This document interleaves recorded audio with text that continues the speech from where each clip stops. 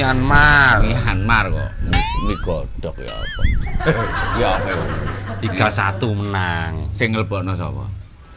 Kare. Ele. Sapa sing anu iku lho?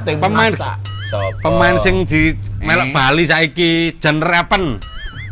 Jan Repen untumu ngono. Lebono 2. Salah. Lha sapa? Jen Levis.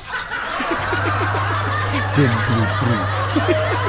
Trono iku, Trono. Jen Kartubi. Tapi saiki arek ngomong nang medsos iku. Indra Sapi gantri, ya to. Terus wingi iku esku ganti. Terus wakile Pak sapa ya disaweneni. Arek-arek iku ya kalah menang iku biasa. Kon lek gak kepingin ro kalah menange aja nontok. Mari kan.